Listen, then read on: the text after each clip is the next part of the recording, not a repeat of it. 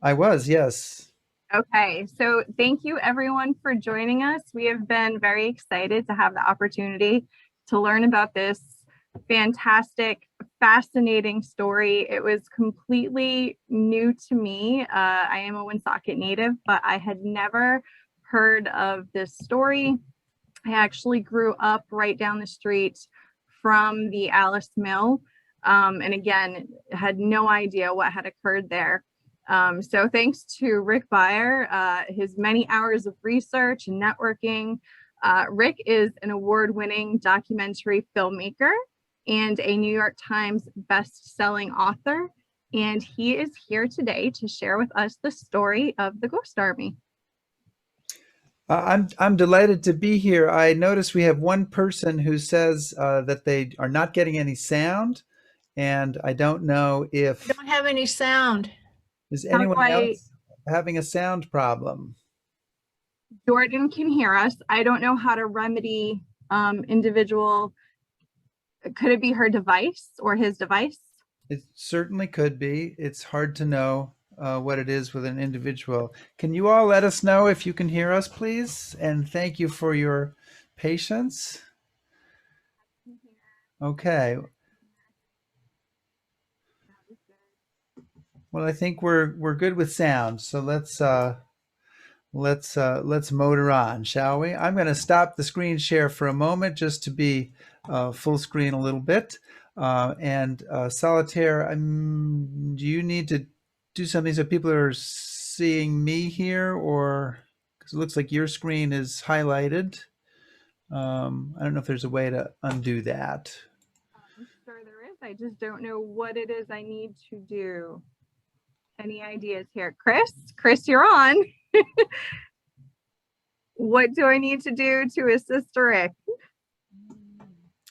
So I assume that everyone sees you because I see you, and I assume everyone else sees you as the big picture. I see you as the big picture. Okay, well then I'm going to stop worrying about it. Everybody, hi. It's like this. I've only been doing Zooms for a year, so you wouldn't think that we would suddenly run into a problem doing it. But nonetheless, we're gonna move ahead. Thank you very much, everybody. Let me start with this. You're in the Army. The year is 1944, and you get your orders, and you're headed to the front, and your mission is to put on a show for the enemy. So you're not going to be firing an M1 rifle or driving a tank. You are going to be staging a complex multimedia presentation spread out over many miles and do so in the middle of a war zone.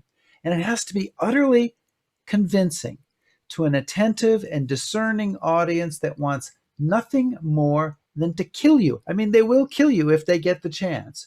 Your life and many other lives are riding on whether you can pull it off. And next week, you'll be asked to do it again.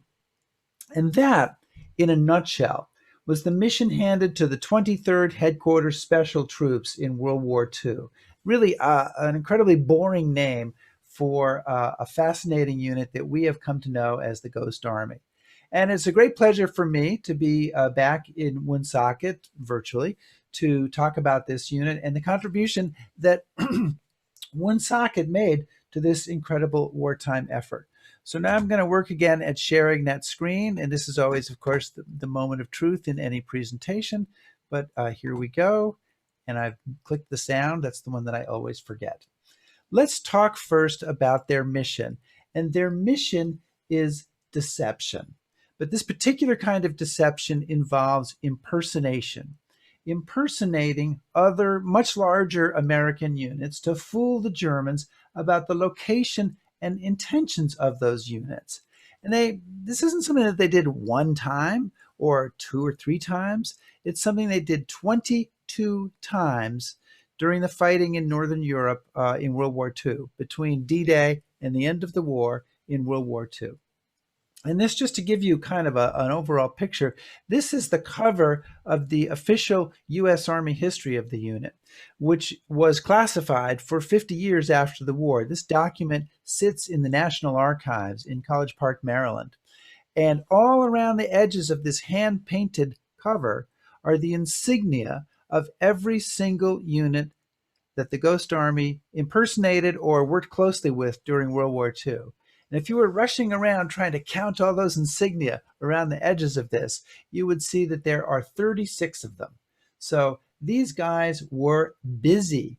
They were involved in a lot of stuff that didn't quite make it into the history books. So let me give you an example, just an example of one operation to give you a sense of like why they were doing this. And I've simplified this map a little bit so that you don't have to be overly into military history to get it. But I think this is a real operation, and I want to tell you about it. And it's called Operation Brittany in August 1944. And you have the German 7th Army. That's a really big assemblage of German soldiers and tanks and everything. And they have been launching an attack there in the direction of Avranches. And you've also got George Patton's army. There's a bunch of other people around too, but as I say, I've simplified it. You've got George Patton's 3rd Army, and they have just been activated. And what is Patton going to do? And that's what the Germans want to know, because what they do depends on what Patton does. So Patton could send all of his troops into Brittany to clear out German troops that are in Brittany. That was, in fact, the original plan. Or he could move in the other direction and attack towards the 7th Army. And so obviously what the Germans do is going to depend a lot on what they think that Patton is going to do. Is he going to weaken his soldiers near the 7th Army and move in towards Brittany, or is he going to do it the other way around? Well, the Ghost Army carries out a deception to make it seem as if George Patton's 3rd Army is moving into Brittany. And they use all sorts of means of deception to do this. But in fact, Patton goes the other way. And he manages, by moving swiftly, to encircle that German 7th Army, to meet up with British and Canadian troops, and to destroy much of the German 7th Army and the German 5th Army, 5th Panzer Army, in the Battle of Falaise Gap, which is the decisive battle ending the Normandy campaign. And listen, Falaise is a pretty famous battle. The Falaise Pocket, you can Google it. It's detailed in many history books. There's a great museum there. And a lot of the focus of the storytelling about this battle is on the so-called corridor of death, that the Germans were trying to escape, and their vehicles and everything was destroyed, many people killed. And none of the usual accounts that you read will mention the Ghost Army. I mean, why should they? The Ghost Army is hundreds of miles away at the time. And yet what they do is very important to Patton's success.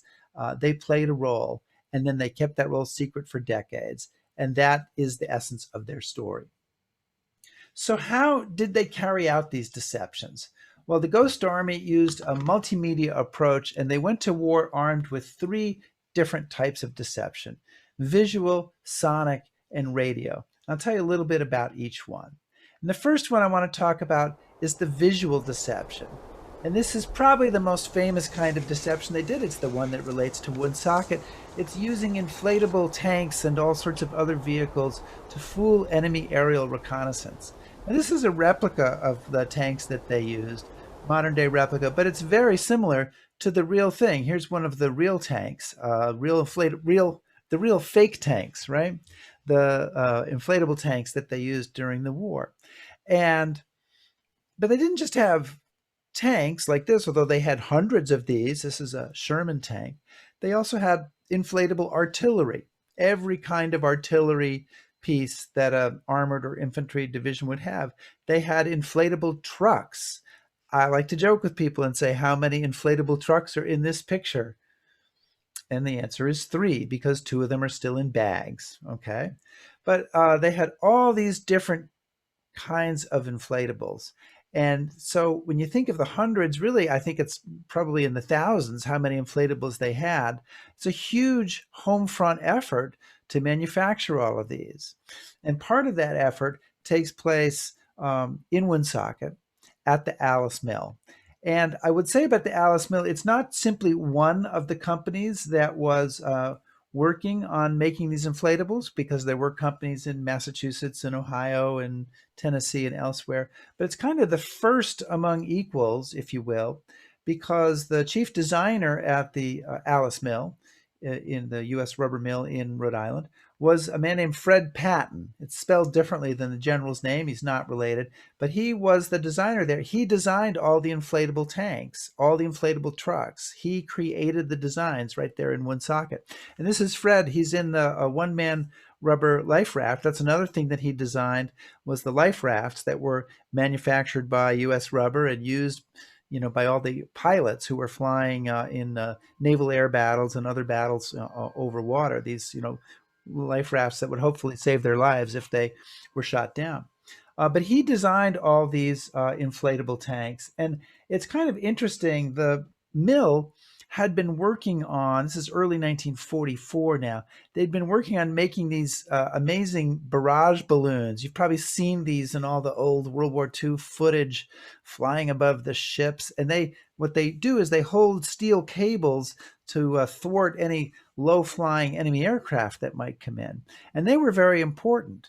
But the Ghost Army was considered so important when it came along that they shut down the production line that was making these barrage balloons and basically retooled it over a weekend and started production the following Monday or Tuesday on the inflatable tanks and other things that the Ghost Army required. So that gives you an idea of the priority level that the U.S. Army attached to this at the time of the manufacture.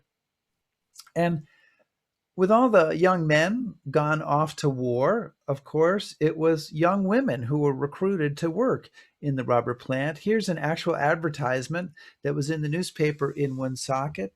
Women of Woonsocket, are you ready to help win the war? Well, one of the women who was ready was a 16-year-old named Teresa Ricard. And I have a picture of Teresa here. That's her badge from working at U.S. Rubber in 1944. And it's interesting to note that Teresa Ricard, who later became Teresa Blaze, is the mother-in-law, or was, she passed away, the mother-in-law of Irene Blaze, who's the president of the Woonsocket Historical Society. So she has something historical in her own family. And I got a chance to talk to Terry Ricard, and so did a Rhode Island filmmaker named Tim Gray. And I'm going to show you a little excerpt from an interview that he did with her, which he was gracious enough to loan to me. And she's talking about what she remembers working on these decoy tanks. And you might be surprised to find that what she remembers is the smell. It stunk. And so did your clothes. When you come out of there, you strip, throw them in the washer. All your clothes smell that rubber thing. And how much did she make doing that? 49 cents an hour. 49 cents an hour. Can you guys all hear the audio from Teresa's voice? Solitaire, can you guys hear that? Okay, just checking. So, inflatable tanks made at the Alice Mill in Woonsocket. And I researched, when I was researching the Ghost Army film and the stuff that happened in Woonsocket, I researched both at the Museum of Work and Culture and at the library, and found out lots of interesting stuff. For example, Teresa didn't actually work in the Alice Mill. She worked in an annex that U.S. Rubber created that was at the intersection of Social and, the name of the other street, I think is Worrell, Worral, if I'm saying it correctly. And that building's not there anymore, but that's where she was working, and that's where some of the inflatable tank work was done. I also found in the course of this research this great excerpt from a U.S. Rubber newsletter. And this is a newsletter during the war. And they're talking about, they're bragging on all the stuff that they're doing. And here's all the projects that we're doing for the war. And you can see the life rafts, and you can see the barrage balloons, and you can see some of the suits to protect people in cold weather. So where is the Ghost Army in all this? Oh, they're here. They're down here. This space represents pictures of items we make which may not be photographed or talked about. So there you go. That's the Ghost Army right there. Now, if you look at these inflatables close up, they don't look realistic. They look pretty cool, but they don't look very realistic. But you look at them from farther away, from a quarter of a mile away, from a few thousand feet up in an airplane, and it's a far different story. You can take hundreds of these inflatables and put them together to create a 3D masterpiece. And here is one. This is from their last operation, Operation Viersen, in March 1945. This is along near the Rhine River, where there's about to be a crossing of the Rhine River by the U.S. Ninth Army. And every vehicle in this picture is inflated. So every one. And you look at this and you say, what makes it look so realistic? Because it does look realistic. And if you were in the audience and we were together, I think I could hear you. I may almost be able to hear you now saying it's the tank tracks. Yeah, because it turns out if you have a 40-ton Sherman tank, it makes a pretty deep impression in the ground. If you have a 98-pound dummy, it does not.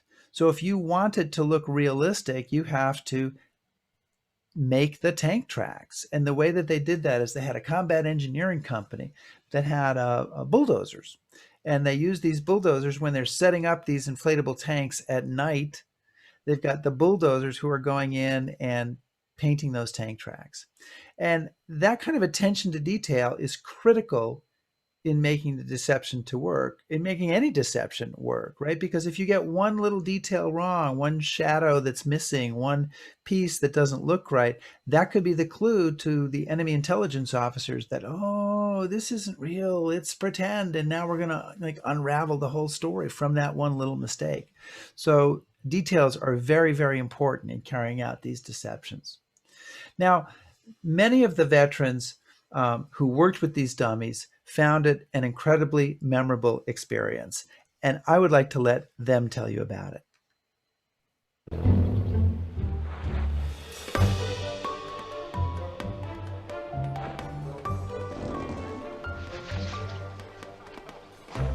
It was a little bundle of stuff, which a tank was in, all compressed before you opened the bundle, spread the nozzles around, and inflated it. Pulling this amorphic shape out of it, and then watching it being filled with air and taking form, like a monster. If things went very well, there were air compressors. If things went not so well, there were bicycle pumps. And if things went terribly badly, there were our lungs. In most cases, like a German tank, we could have it inflated and moved within 15 or 20 minutes. The artillery piece was good. The Jeep was good. But that M4 tank, that was the beauty. That was a piece of work. It really was.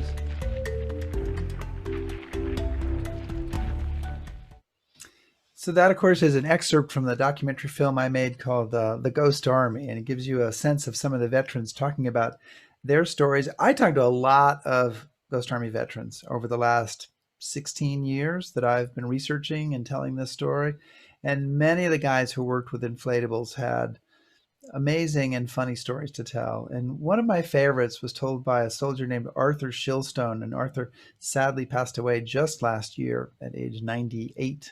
99, I'm not sure. And it was one of the first times when they were in France and they were setting up their dummies to get everything checked out and going. And when they did that, they would always put a security perimeter around, right? So you have, you don't want to let prying eyes close by. You don't want to let civilians through or anything that's going to leak. But it was early on in their time in Europe, and I guess they weren't very good at it yet, because somehow a couple of Frenchmen on bicycles got through the security perimeter. And now Arthur's job on duty as a guard is to now kind of get these guys out of there. And as he tells the story to me, he said that they weren't looking over my shoulder, said Arthur. They weren't looking at me, rather, they were looking over my shoulder. And what they thought they saw was 4 GIs lifting a 40-ton Sherman tank and turning it around. And they were looking at me. They were looking for answers, said Arthur. And finally, I told them, the Americans are very strong. So that is visual deception, right? That is fooling the enemy with inflatable tanks and hopefully deceiving their reconnaissance and making them see tanks where there are no tanks. The second kind of deception they relied on was sonic deception. And this is using recorded sound to fool the enemy. Brand new technology in 1944. Before they left the United States, they recorded sound effects records of all sorts of different sounds, of tanks on the move, of trucks on the move, men digging in, all sorts of different things.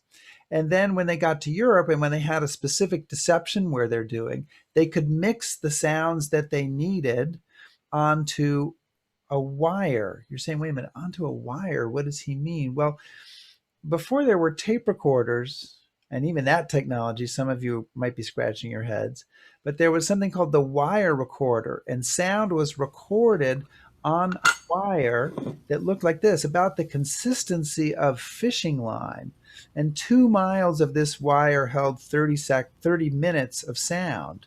So they could play the sounds from the wires out of these giant 500-pound speakers that were mounted on the back of half-tracks. They had a range of something like 15 miles. So this was like theater of the mind, right? It's nighttime, and the enemy is hearing this, maybe from across the water, and they start to create a picture in their own mind of what they hear. It's almost like they can see it. Everybody who witnessed this, we have accounts of other American soldiers and units near the Ghost Army, said it was very, very convincing. And there was one of the guys in this unit was a young lieutenant named Dick Syracuse. And Dick Syracuse was on duty one night. Dick described himself as a kid from the Bronx. He said, I'm a kid from the Bronx. And he was on duty one night, and they were out far forward because the sonic trucks were almost always out very near where the enemy was. They pushed him way up near the front line. And they're in a section of the front line in Luxembourg, where there's also there's really only one other American unit, which is an armored cavalry unit. And they're playing these sounds of tanks pulling in and all this stuff. And out of the darkness looms this lieutenant colonel from the cavalry unit.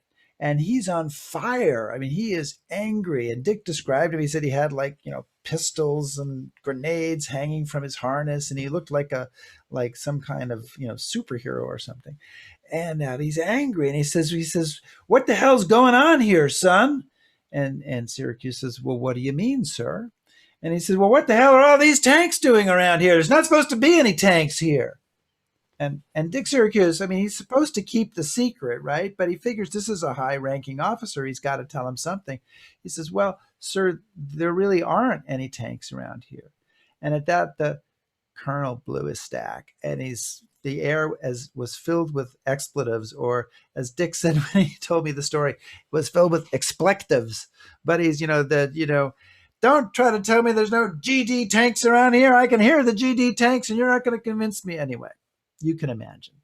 Dick calms him down, explains the whole thing, and the colonel shakes his head. And as he walks away, he says, well, son, you could have fooled me. Turns out, by the way, as the story goes, that there was a briefing. This colonel was the guy who missed the briefing, right? There's always that guy who misses the briefing. And so it's got to figure, though, if you're fooling your own officers, chances are pretty good you're fooling the enemy as well. So sonic deception was very, very effective. The third kind of deception that they used, that was sort of the third element of this deception triad, was radio deception. And radio deception is a real simple idea. An armored division, let's say as an example, is going to have a radio network. There's going to be a division headquarters radio, regiment is going to have radio, battalion's going to have radio, down to the company level. If you can replicate the radio signals, that whole radio network, it's going to appear to the enemy who's listening in on the radio that an entire division is there. And that is the idea of radio deception.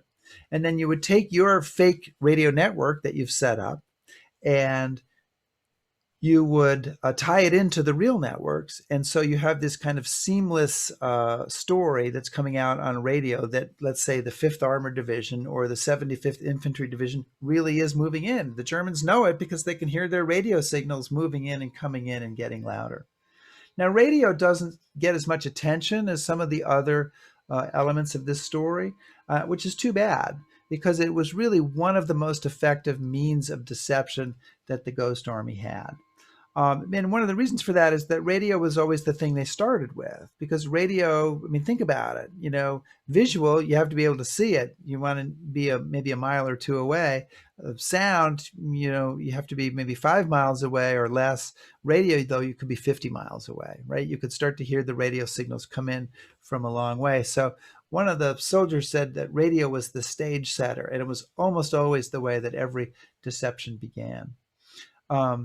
I want to tell you about the guy in this picture who's standing in front of his radio truck. His name is Stanley Nance, and he was a sergeant in the Ghost Army, and he named his radio truck Kilowatt Command, and he even made a little pennant for it that he put up on the antenna.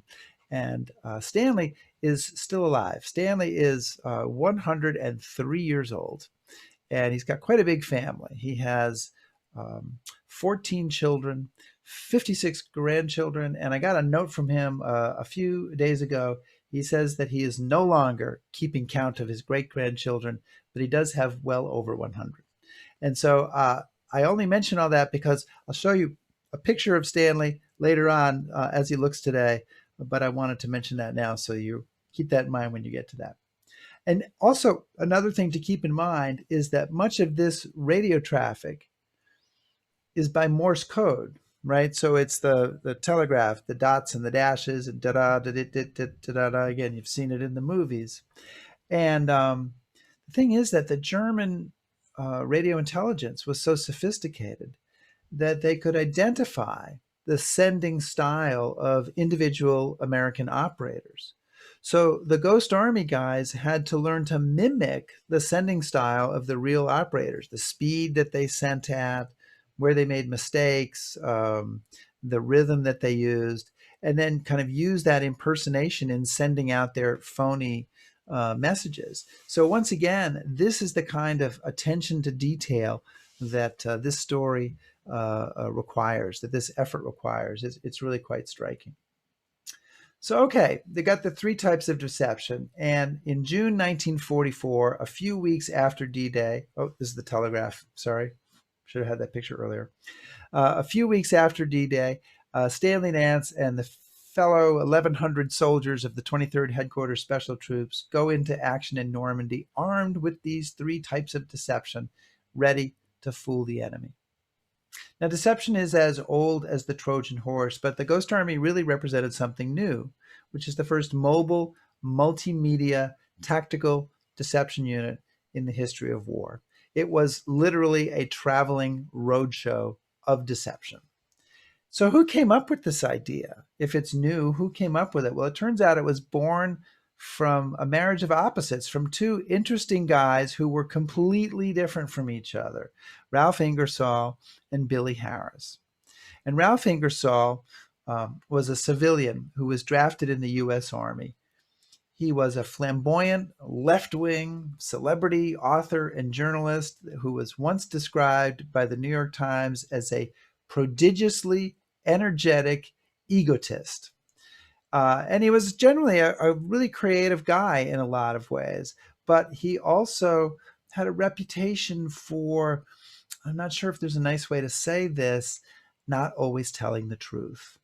A fellow officer once said of him, "I've never met anyone who was such a bright guy who was such a goddamn liar." Well, my goodness, what a great pedigree for a deception officer, a smart guy who's a good liar. I think that's who we want working on our deception plans.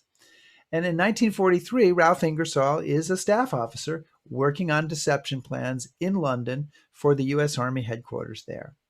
And his boss in London is Colonel Billy Harris. And Billy Harris is just the opposite of Ralph Ingersoll. He is a button-down, straight arrow, West Point guy. I mean, look, honestly, just look at them. You can see the difference right away. Billy's father was a general. His uncle was a general. Billy becomes a general after the war. And under normal circumstances, these two guys might never even have had a cup of coffee with each other. I can see them sort of rolling their eyes at each other and disliking each other on sight. But they're thrown together by war, and this forges this amazing partnership. So Ingersoll is the wild idea, guy. Hey, we could try this. And Billy Harris is the, well, feet on the ground. Here's what it takes to make it work guy. They were inspired by British tactical deceptions in North Africa and by other British deception efforts, which is a whole different story. And they wanted to give the Americans every advantage they could when they launched the invasion of Europe. And so they dreamed up this idea of the Ghost Army. And to me, this has always been a fabulous example of the power of collaborating with somebody who thinks differently than you or is different than you and brings a different viewpoint and different ideas to the table.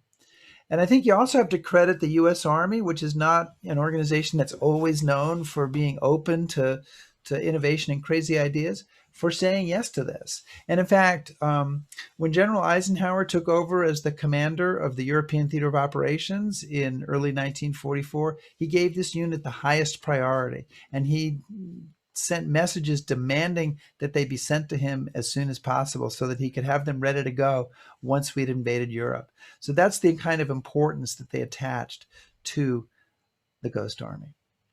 So as I mentioned, in June 1944, a few weeks after D-Day, the unit deploys to France. I actually have a great photograph from the collection of a soldier named Bill Anderson of his fellow soldiers lined up the day that they've arrived at Omaha Beach, which is in July. In this case, this group of people, I think, is July 1944. And soon they start carrying out their mission armed with the three types of deception that they went to war with. But no plan survives contact with the enemy. That's an old military adage. And once in action, they realize something is missing. They're lacking in some way. And the person who figures this out and does something about it is a young lieutenant named Fred Fox. And Fred Fox is an interesting guy. He's Princeton, class of 39. He was involved in their musical comedy club. He went out to LA. He thought he was going to be the next big thing. He wasn't. Okay. But he's doing some stuff in Hollywood, and then he ends up in the Ghost Army. But he's very much into theater. And he says, basically, we need to be more theatrical. And he actually writes a memo and he sends it to his superior officers.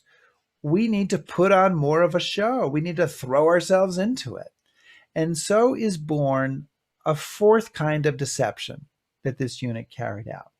And they called it atmosphere sometimes or special effects. And it involved turning every one of them into actors. Moving through the French villages so recently occupied by the Germans, they saw an opportunity to improvise yet another way to sell their deceptions, targeting enemy spies that might have stayed behind. They called it special effects. Why don't we put a stencil of the name of the unit that we were simulating right on the trucks? And why don't we start a counterfeit shoulder patch factory where they would see we were the 75th Division, one of the divisions we did? So we began to put on their patches and put their bumper markings on, and we physically assumed the role. Only for every 100 of them, there might be 10 of us. They even set up phony command posts, and against all Army regulations, staffed them with counterfeit commanders. If you're going to bring a division up, you better have a headquarters somewhere, and there better be a major general walking around. And so we had to have a fool general do this. Some sergeant would wear 2 stars for an operation. Our job was to go in with our phony markings and phony stories that We were pretending to be officers and soldiers from another organization. And we were turned loose in town. Go to the pub, order some omelets, and talk loose. And a lot of the guys went to the bakery, got rolls and stuff, and said, "We got to get an extra supply because we're moving out tonight," that kind of thing. It was almost kind of silly, really. But I think what really confirmed the fact that there was effectiveness was sitting in a cafe and seeing a door open up gradually and somebody was taking pictures.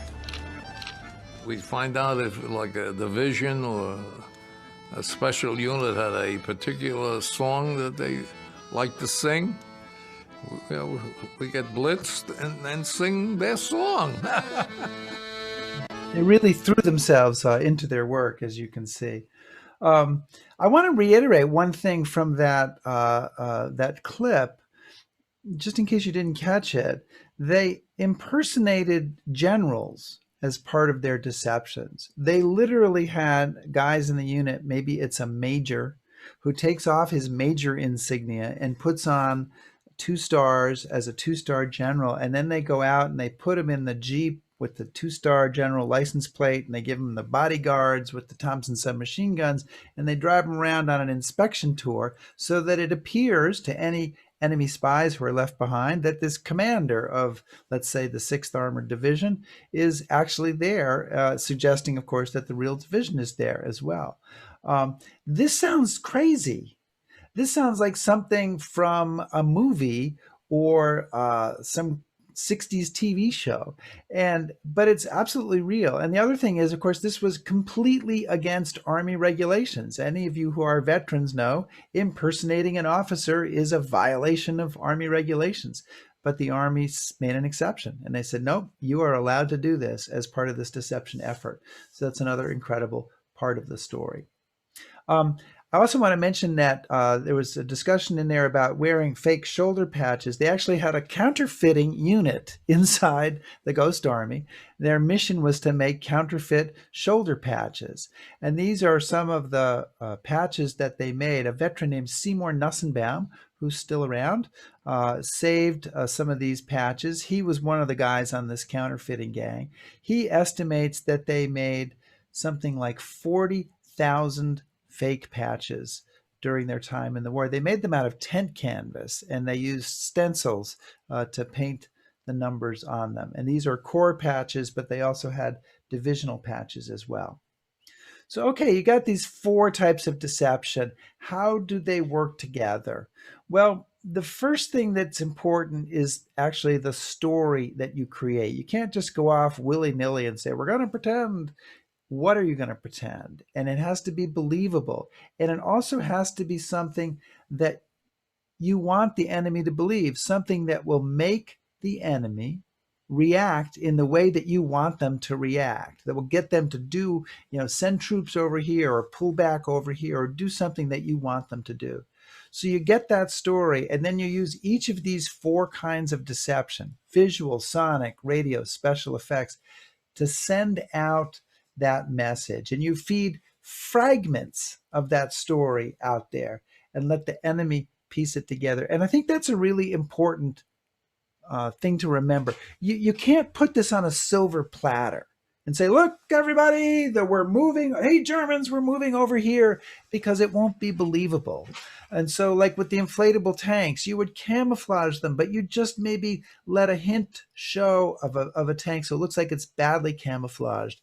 With the radio, you're not sending a radio message that says, we are moving to here. You're sending kind of regular radio traffic, but you let the enemy take these clues and piece it together themselves. And if they think that they've discovered it themselves, they're going to believe it so much more strongly. I was talking to a magician about this a few weeks ago. And as you can imagine, what the Ghost Army does is very similar to what magicians did. And the magician said, the strongest lies are the lies we tell ourselves. And that piece of psychology, I think, is at the heart of how the Ghost Army used these 4 different kinds of deception to fool the enemy. And they fooled the enemy, as I said, 22 times with some spectacular successes.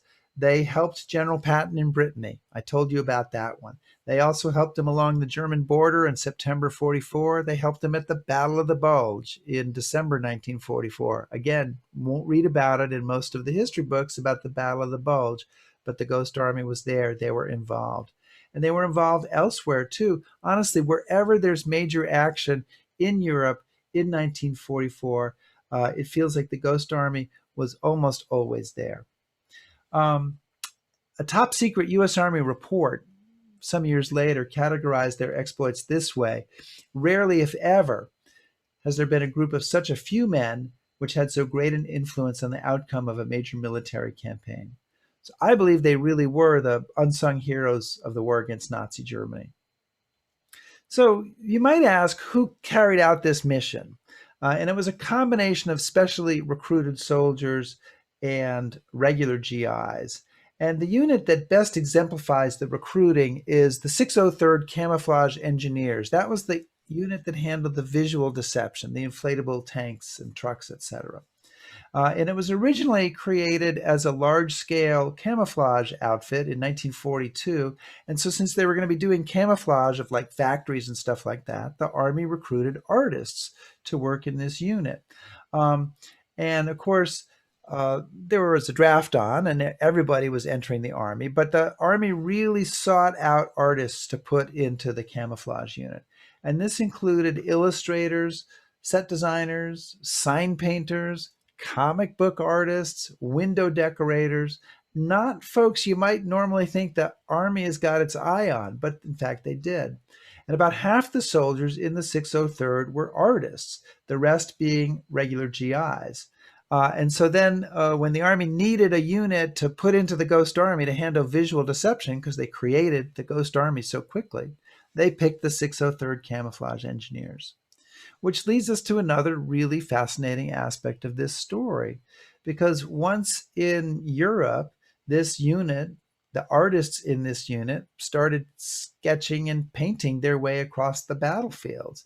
Not part of their mission, right? But what they were doing in their spare time, using stolen moments to create a visual record of the war. And their artworks are quite extraordinary. And there's a really great range of them. I mean, they range from cartoons to fine paintings. But they painted each other. They painted the bombed out buildings they were living in. They painted the orphan children that they came across. And they began doing this as soon as they arrived in Normandy. A few miles from the Ghost Army's first bivouac was the Normandy village of Trevière. The artists were drawn to a bombed-out church off the town square.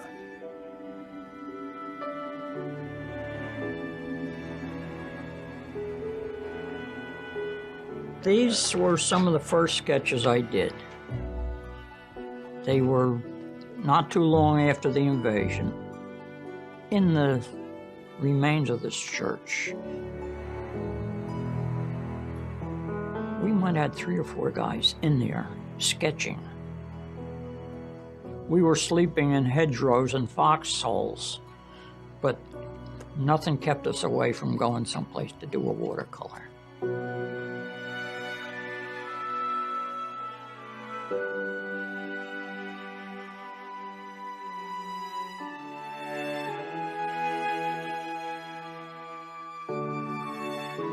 I was not the only soldier with a sketchbook. I'd have sketched whether I was the only soldier or not, but to be quite honest with you, I think it helped keep me in balance. I think it kept my sanity.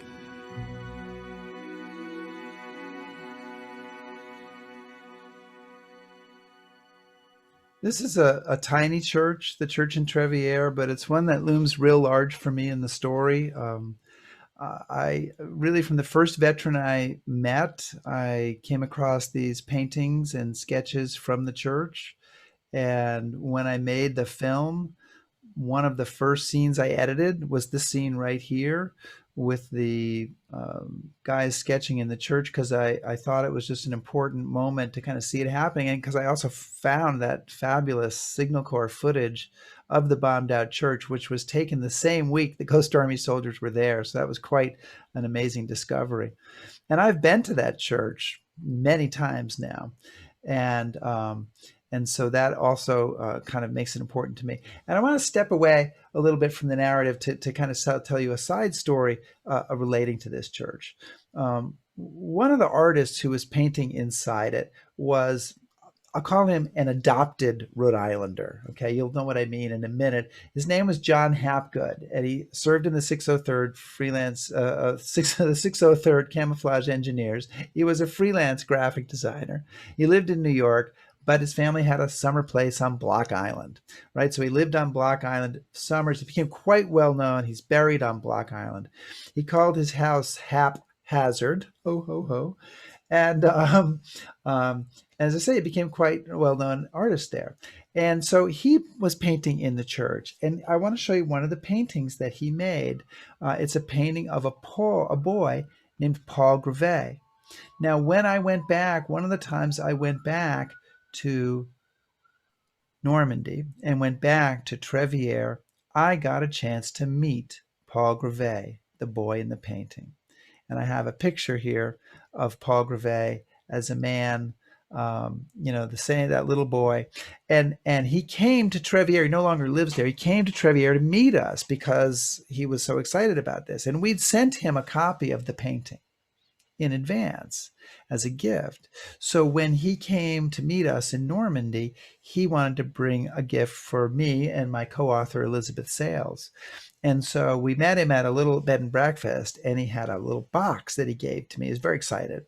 And he doesn't speak English, but the innkeeper, Jacques Fourcade, translated. And so I opened the box. Oh, and here's what he said before I opened the box. He said, "I am a Norman guy from Normandy. I've lived in Normandy all my life, and I'm giving you a present that comes all the way from America." And I was like, okay, that should be interesting. And so I opened the box, and inside there's a little platform that he made himself about this big, and a little label. I won't tell you what it says yet. And then this, I'm going to show you. I'm going to show you this right here.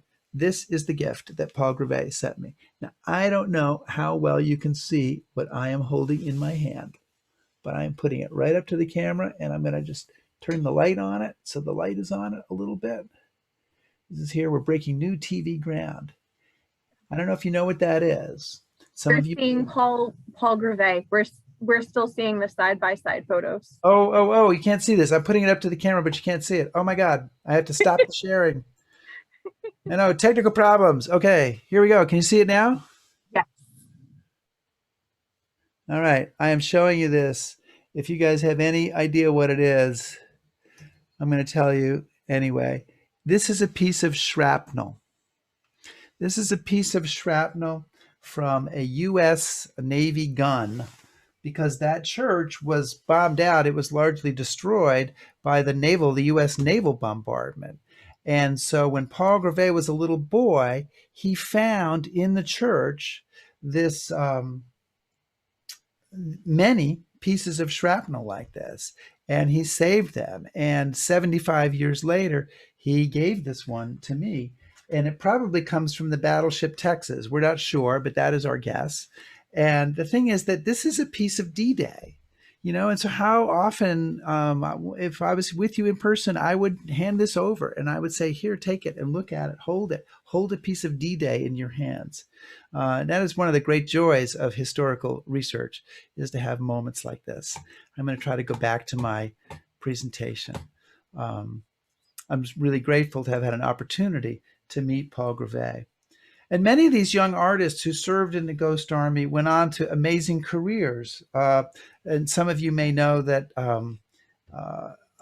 Ellsworth Kelly, the minimalist painter and sculptor, was a member of the Ghost Army. He was quite a famous artist. His works are in museums all over the world. They don't look anything like his wartime works, because his post-war work was very modernistic and minimal. But this is some of the art that he did during the war. And a man who was quite well known in the 1980s, the fashion designer Bill Blass. Well, when he was a 21-year-old kid, he was in the Ghost Army. A great caricature of him done by his fellow soldier Jack Macy. They said that Blass, when he was issued his uniform, he took it apart and then sewed it back together, retailoring it to fit himself perfectly. So he was making him probably the best dressed enlisted man in the U.S. Army. And many other amazing artists, who created these wonderful works. People often ask me where this art is. It's really, most of it is still held by the families. Some of it has started to be collected. Brown University in Providence actually has a pretty good collection of Ghost Army art. The lower left painting here, I believe, is from that collection at Brown. The National World War II Museum has some works that my organization has donated to them. The Ghost Army Legacy Project, our nonprofit, and the U.S. Army Art Museum has a growing collection. So I'm really pleased that these institutions have recognized the need to collect some of this art and preserve some of this great Ghost Army art. I lead a tour, my wife and I lead a tour every year that we can for Stephen Ambrose Historical Tours, a Ghost Army tour. And our fingers are crossed that we're going to be able to do this in September. If not, then we'll do it again the next year. Looking forward to getting back.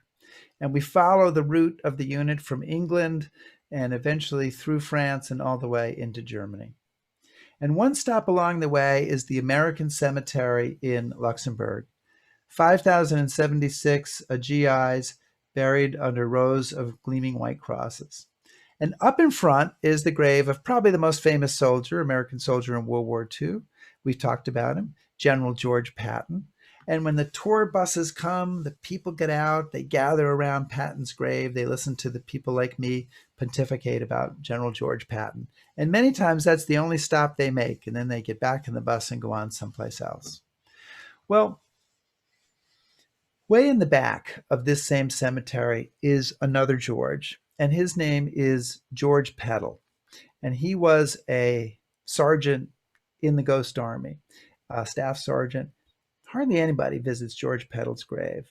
He was one of those radio deceivers, one of those guys sending out messages hoping to attract German attention. And it did so all too well on March 14th, 1945, during Operation Bougainville. And George Peddle was killed. He was killed in a German artillery barrage. One of 3 men killed and dozens wounded, carrying out Ghost Army operations. And his grave is a sober reminder that although this story has its whimsical elements, and every soldier who was in the unit would agree to that, it's also true that men bled and died to carry off these deceptions. And when we let me show you, this is George Peddle, a few weeks, a couple of months, I guess, before he was killed. He was an only child himself, was born in Philadelphia. He did not marry, so he did not have any children. So there is no family for George Peddle. So I tell people when we go to visit his grave that we are his family and that we have to remember him and honor him. And this is a great picture because everybody in this picture is a descendant of a Ghost Army veteran, except for the man on the left, and he is a Ghost Army veteran. And so this is George Peddle's family visiting with him, and I'm so glad to be able to bring everyone to his grave. The World War II generation is slipping away. To my knowledge, there are 11 soldiers left out of the 1,100 who served in this unit. This is a picture from a year ago, March of last year. The man on the left, that's Stanley Nance. I introduced him to you before. And there he is, 103 years old. His uniform still fits. He's there with Bertie Bluestein in the middle and Seymour Nussenbaum on the right. And they're at the opening of a Ghost Army exhibit at the National World War II Museum that is going to actually start traveling this fall. I think it's going to be in Nevada and then Chicago, and then I'm not sure where after that. This is another picture that I love of a veteran. That man in the middle, Gil Seltzer. Gil Seltzer's 106 years old, okay? And he's only 104 in this picture. So, I don't want to lie, but he's 106 now. He'll turn 107 in a few months.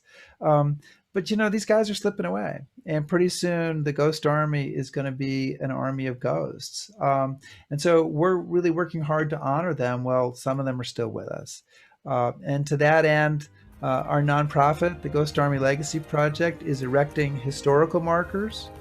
This is the first one that went up in Luxembourg on the site of one of their deceptions, and there's Pretty Bluestein unveiling it there. We've got another one going up, hopefully this fall, in outside of Brest in France, and maybe some more after that. And here at home, we are working to lobby Congress to award this unit a Congressional Gold Medal, and this is something that we have been working on for quite some time, for a number of years, and we're finally making some really good progress, and I think we're very, very close. We have 290 co-sponsors for the House bill, HR 707, House Resolution 707. So that's on the way to passage in the House of Representatives. And our focus right now is on the Senate bill. It was just introduced 2 days ago in the US Senate, and we currently have 15 co-sponsors from both parties. It's a very bipartisan bill. And but we need 52 more in order to put the bill on the road to passage in the Senate. And at the moment, neither of the Rhode Island senators have co-sponsored. Senator Whitehouse and Senator Reid have not co-sponsored yet. So I encourage you, if you're moved by this story, to reach out to the offices of Senator Whitehouse and Senator Reid and ask them to co-sponsor S1404. And if you want to know more on how you can do that, like the best ways to lobby, etc., we have a whole page on this on our website, which is ghostarmy.org. 500 years ago, the political philosopher Machiavelli spoke these words. He said, "Though fraud and all other actions be odious, yet in matters of war it is laudable and glorious." And as I wrap up here, I'll ask the question that might be on your mind. Why is the story of the Ghost Army important? Why have I spent 16 years working on this? Why is it worth our attention 75 years later? Well, first, of course, it's just a great story, right? It's unusual, it's funny, it's dramatic, it's an amazing story. But there's more to it than that. And I was talking with Solitaire about this yesterday, trying to find words to express it. And, in a dark hour, they offered a spark of imagination. And they employed creativity and innovation to battle a deadly enemy, and did so to powerful effect. And that's something we can and should take inspiration from today. And what's more, these guys came from many backgrounds, 46 different states, to carry out this crazy mission. And they put themselves in danger, literally trying to draw fire for the greater good. And then they went home and kept quiet about it for 50 years. So what they did just shines so brightly for me. I think it's something that Machiavelli would have found laudable and glorious. I do, and I hope you do too. And so thank you very much.